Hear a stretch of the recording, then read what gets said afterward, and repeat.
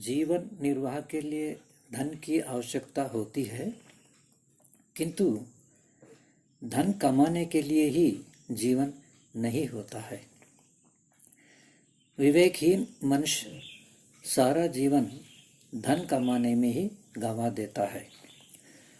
भोग साधनों के प्रबल आकर्षण से मोहित होकर शीघ्रातिशीघ्र भोग साधनों के संचय करने के लिए बेईमानी से भी धन कमाना आरंभ कर देता है। उसे यह तो दिखता है कि धन से खजाना भर रहा है, किंतु यह नहीं दिखता है कि बाहर के खजाने के साथ साथ अंदर का खजाना चित्त भी पाप के संस्कारों से भर रहा है। बाहर खजाने में भरने वाला धन तो केवल इसी जन्म में काम आता है, किंतु अंदर के खजाने चित्त में भरने वाले पाप के संस्कार जन्म जन्मांतरों तक पीछा करते रहते हैं और पाप कर्मों का फल दुख भुगवाने के लिए कुत्ता, गधा, सुअर, मक्खी, मच्छर आदि नीच योनियों में घुमाते रहते हैं। धर्म से ही धन कमाने की बात सुनकर कुछ लोग कहते हैं कि जो लोग अधर्म से धन कमाते हैं वे लोग कुछ ही सालों में सभी सुख साधन, कोठी, गाड़ी, फैक्ट्री, जमीन, सोने की आभूषण आदि प्राप्त करके खूब सुखपूर्वक जीते हैं। यदि वे धर्म के अनुसार ही कमाएंगे तो सारे जीवन भर भी कमाएंगे तो इतना धन नहीं कमा पाएंगे। धर्म से कमाने वाला तो पर्याप्त सुख साधन प्राप्त नहीं कर सकता और साधनों के अभाव में दुख से ही जीवन बिताना पड़ेगा। इनका यह विचार बिल्कुल ठीक नहीं है। वास्तव में सुख साधनों का होना एक अलग बात है और सुख अनुभव होना एक अलग बात है। यह कोई आवश्यक नहीं है कि सुख साधनों को प्राप्त करने मात्र से कोई सुखी भी हो जाए। एक उदाहरण बताता हूँ। एक बालक को मिठाई खाने की इच्छा हुई। पिता से पैसे मांगकर मिठाई खरीद कर लाया और घर पर शांति से बैठकर खूब मजा लेते हुए मिठाई खाया। 2-3 दिन के बाद फिर इच्छा हुई मिठाई खाने की, किंतु बालक यह जानता है कि इतनी जल्दी पिता दोबारा पैसे नहीं देंगे, किंतु पीछे मिठाई खाने से जो सुख अनुभव हुआ है उसके संस्कार उसे बेचैन कर रहे हैं, दोबारा मिठाई खरीदने के लिए प्रेरित कर रहे हैं। जब इच्छा तीव्र होती है तो मनुष्य विवेकहीन हो जाता है, किसी न किसी प्रकार से इच्छा को पूरा करने में तत्पर हो जाता है। वह बालक भी घर से पैसे चुरा कर ले गया और मिठाई खरीद कर लाया, किंतु उसके मन में डर है कि यदि पता चल जाए तो खूब पिटाई होगी। जितना मिठाई खाने में सुख मिलता है उससे अधिक पिटाई का दुख मिलेगा। इसलिए किसी कोने में छिपकर बैठ गया और डरते हुए ही जल्दी जल्दी मिठाई खाने लगा। हालांकि घर में कोई नहीं जानता है कि इसने चोरी किया है, किंतु बालक तो स्वयं जानता है कि उसने चोरी किया है। इसलिए मन में जो चोरी का संस्कार अंकित हुआ है वही उसे याद दिलाता है चोरी का, जिससे उसको भय लगता रहता है। भय के कारण मन अशांत है, इसलिए अब वह सुख अनुभव नहीं हो रहा है जो पीछे मिठाई खाते समय हुआ था। मिठाई वही है, खाने वाला बालक भी वही है, किंतु वह पुराना सुख नहीं है क्योंकि मन वही नहीं है। तब शांत मन था, अब अशांत मन है। केवल भय एक ही नहीं, कोई भी मानसिक विकार, राग, द्वेष, काम, क्रोध, लोभ आदि के कारण यदि मन अशांत रहता है तो किसी भी सुख साधन से कोई भी सुख अनुभव नहीं हो सकता है। सुख अनुभव करने के लिए मन का शांत होना अत्यंत आवश्यक है। बेईमानी से कितने ही सुख साधन इकट्ठा कर ले, मलिन मन के कारण सुख शांति के लिए तरसता ही रहेगा।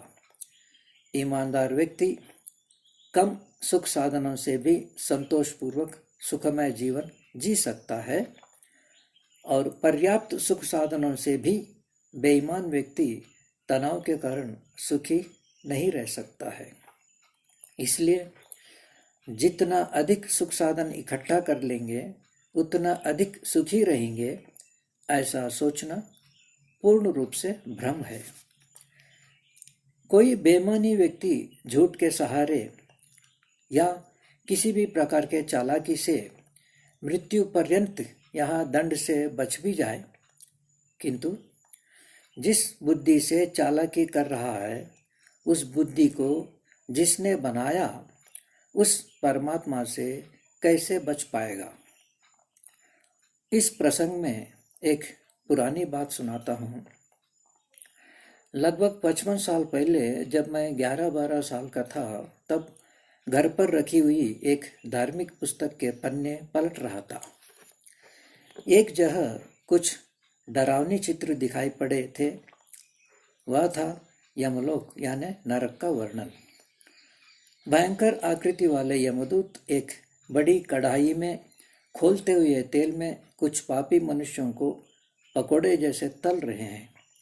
कुछ पापियों के पेट में शूल धंसाया गया है जो आर पार निकला हुआ है और कुछ पापियों को ऊंची पहाड़ के चोटी से नीचे खाई में फेंक रहे हैं। एक सिंहासन पर भीषण आकार वाला यमराज बैठा हुआ था। पास में उसका मंत्री चित्रगुप्त एक आसन पर बैठा था और उसके सामने एक बड़ी पोथी रखी हुई थी। यह कहा गया है कि भूलोक में जब कभी पापाचरण करने वाला मनुष्य मर जाता है तब यमदूत आकर उसे घसीटते हुए यमलोक ले जाते हैं और यमराज के सामने पेश करते हैं और चित्रगुप्त उस पापी का चिट्ठा खोलकर उसने अपने जीवन काल में क्या क्या पाप किया है सारे पाप पढ़कर सुनाता है। फिर यमराज दंड निर्धारित करता है और यमदूत उस दंड को लागू करते हैं। कहा जाता है कि चित्रगुप्त यमलोक में बैठकर भूलोक के सारे मनुष्यों के पाप कर्म व पुण्य कर्म पोथी में हमेशा लिखता रहता है। इस प्रकार का वर्णन था। अब यहाँ एक प्रश्न हो सकता है कि पाप कर्मों के दंड रूप में नरक में यदि इतनी भयंकर यातनाएं दी जाती हैं तो यह पापी लोग क्यों पाप कर्म कर रहे हैं? क्या इनको इन यातनाओं से भय नहीं लगता है? निडर होकर कैसे पाप कर्म कर रहे हैं? शायद पापियों को यह विश्वास ही नहीं होता होगा कि कहीं यमलोक यानी नरक नाम का कोई लोक है। किसी भी बात पर विश्वास क्यों नहीं होता है? क्योंकि वह बात बुद्धि संगत नहीं लगती है, उसमें कुछ कमियां दिखती हैं। आइए विचार करते हैं कि कौन सी कमियां हो सकती हैं। पहली बात यह है कि जब कभी कोई मर जाता है यानी उसका आत्मा और शरीर परस्पर अलग हो जाते हैं तो उसका पार्थिव शरीर को यही या तो जलाकर भस्म कर देते हैं या तो भूमि में गाड़ देते हैं और कालांतर में वह शरीर मिट्टी ही बन जाता है। इस प्रकार पार्थिव शरीर तो यही मिट जाता है। पंचभूतों से बनकर पंचभूतों से पलकर अंत में पंचभूतों में ही विलीन हो जाता है। कोई नामो निशाना नहीं बचता है।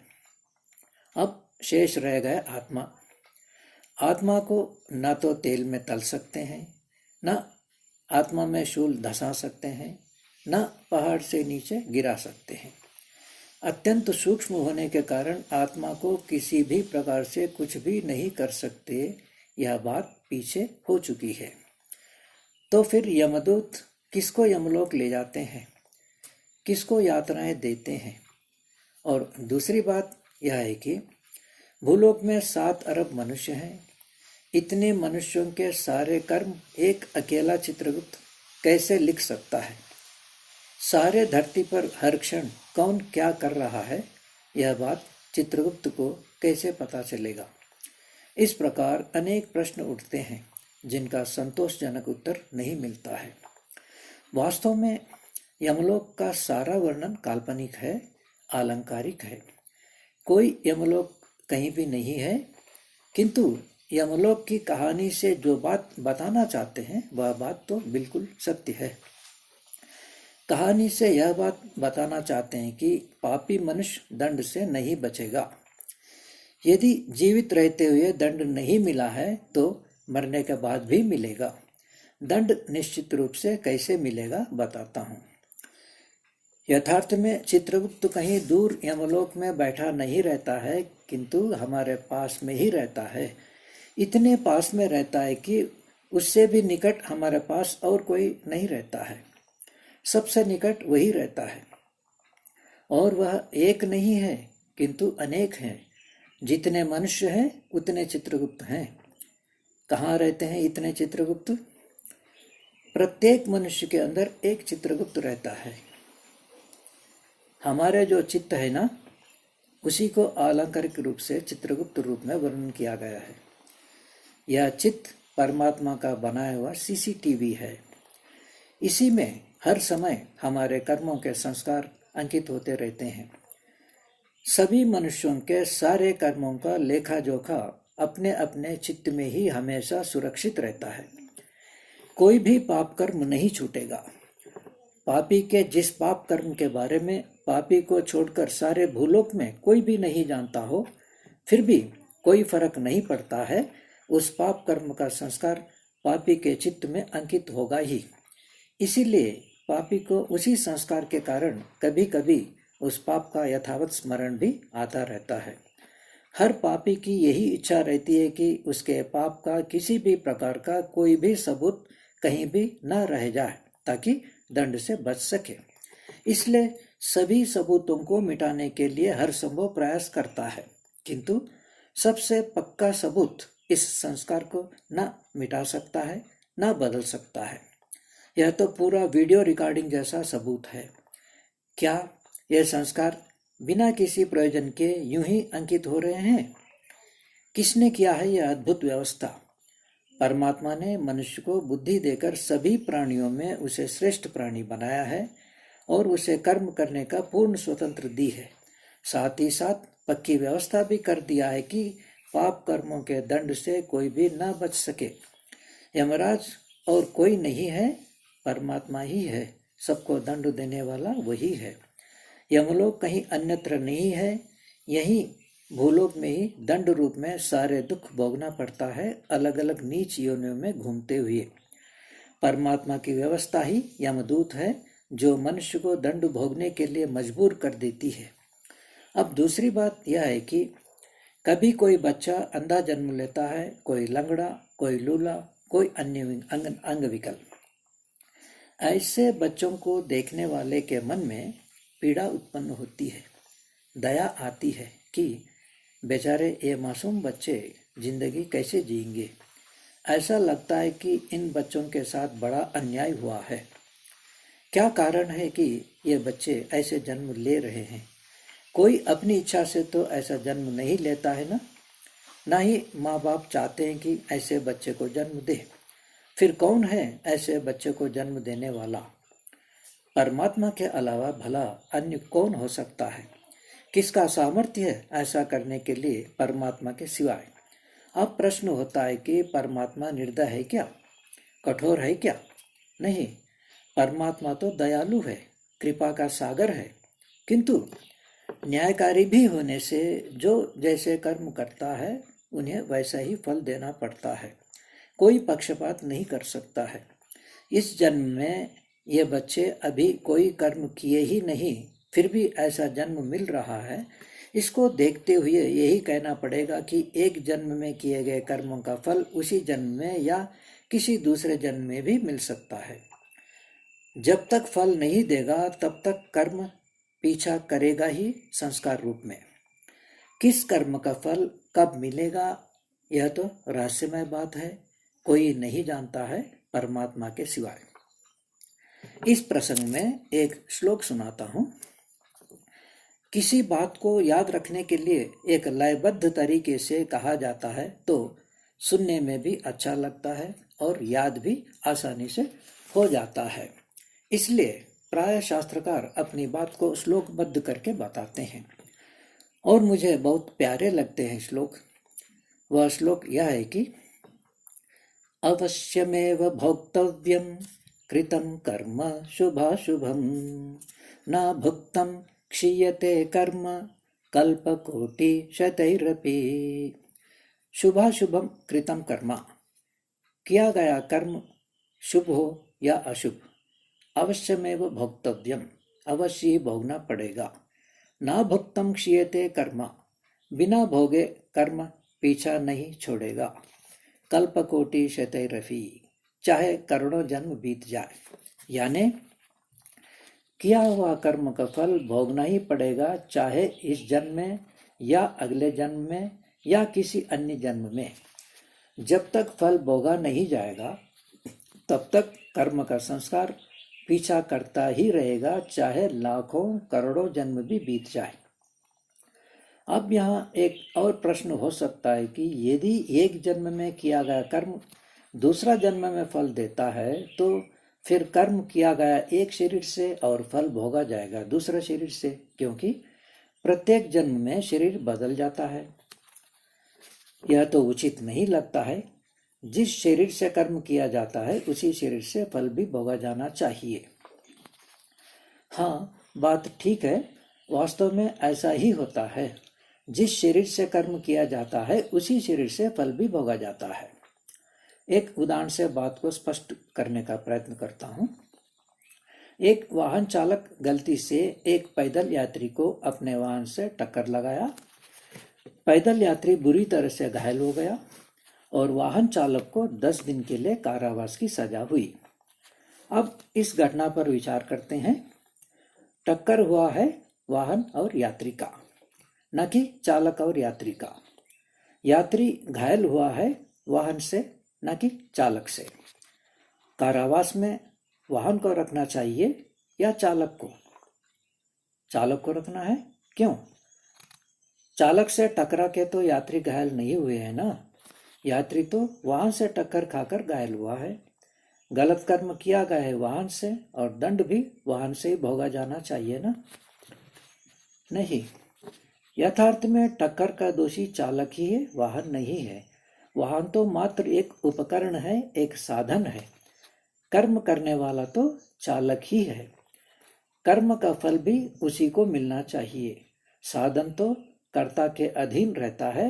कर्ता स्वतंत्र रूप से साधन से कर्म करता है, जैसा चाहे वैसा कर्म वह कर सकता है।